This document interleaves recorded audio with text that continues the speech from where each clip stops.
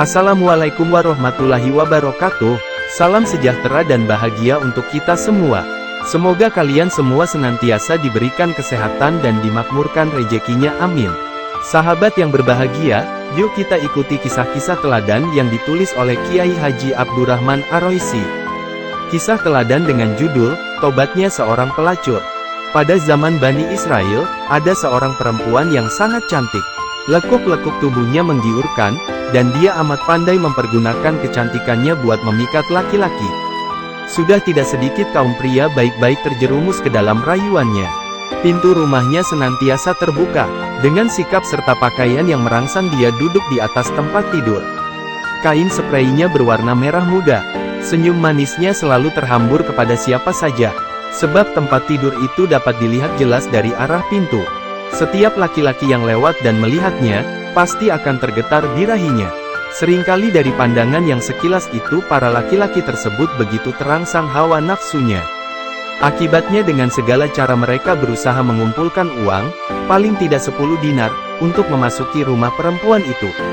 Suatu ketika ada seorang alim muda melewati depan pintu rumahnya. Alim ini adalah seorang santri yang tekun beribadah.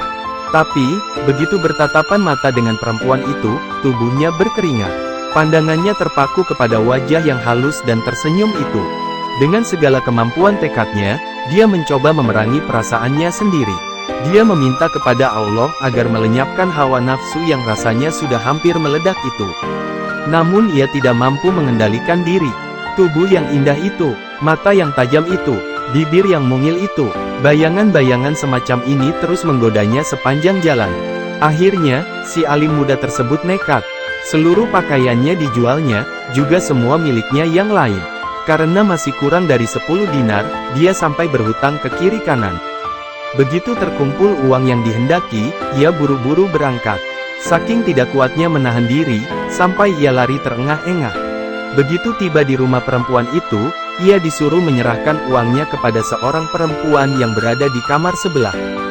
Waktu ia kembali ke tempat perempuan tersebut, pelacur itu sudah bersolek lebih cantik lagi.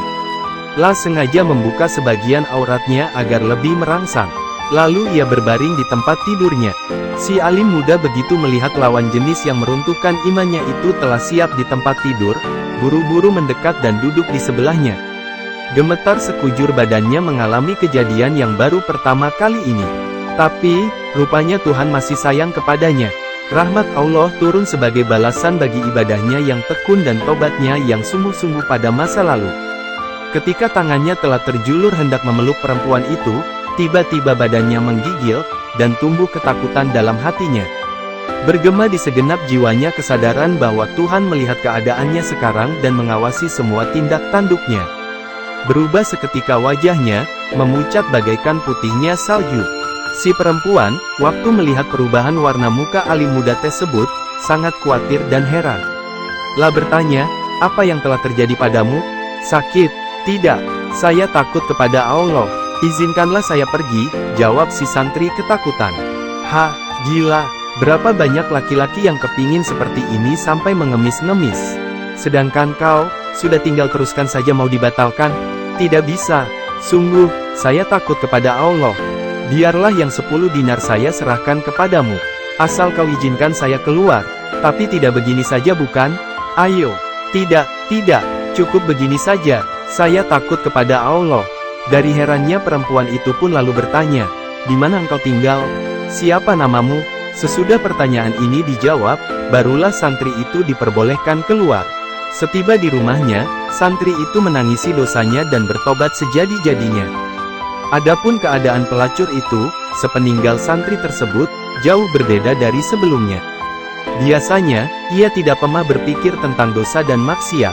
Lah hanya tahu bersenang-senang saja. Tetapi, berkat pergaulannya yang sangat singkat dengan pemuda ahli ibadah tadi, tumbuh rasa takut yang membesar dari waktu ke waktu. Dalam batinnya ia berkata sendiri, laki-laki itu baru sekali mau berbuat dosa, dia sudah ketakutan seperti itu. Padahal aku sudah berlaku hina sejak bertahun-tahun lamanya. Berapa banyak dosa yang telah kulakukan? Mestinya aku harus lebih takut daripada dia, karena Tuhan yang ditakutinya adalah Tuhanku juga. Dengan pikiran-pikiran semacam itu, Akhirnya perempuan tersebut berhenti dari pekerjaan hinanya. Lah bertobat sama sekali. Pintu rumahnya selalu terkunci, dan pakaian-pakaian yang merangsang dibuangnya. Dengan tekun dia beribadah siang malam, mendekatkan diri kepada Tuhan yang telah ditinggalkannya selama ini. Dalam pada itu, ingatannya tidak pernah lepas dari pemuda alim yang menaklukkannya.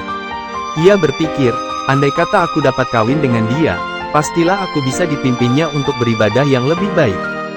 Karena tekadnya sangat kuat untuk menemukan pemuda itu, maka ia pun bersiap-siap mengadakan perjalanan jauh. Dikumpulkannya harta benda serta kekayaannya. Bujang-bujangnya diperintahkan untuk mengawalnya. Maka hari itu pula kafilah tersebut berangkat, mencari kampung tempat tinggal si alim muda. Sesudah menempuh jarak berhari-hari, sampailah mereka di kampung yang dituju.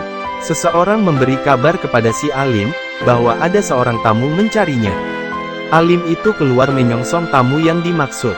Begitu bertemu dengan si alim tersebut, karena sangat gembira, perempuan itu buru-buru membuka cadar yang menutupi wajahnya. Alim itu terpetik kaget, tergambar kembali ingatan lamanya, pada saat ia hampir terjerumus melakukan dosa besar.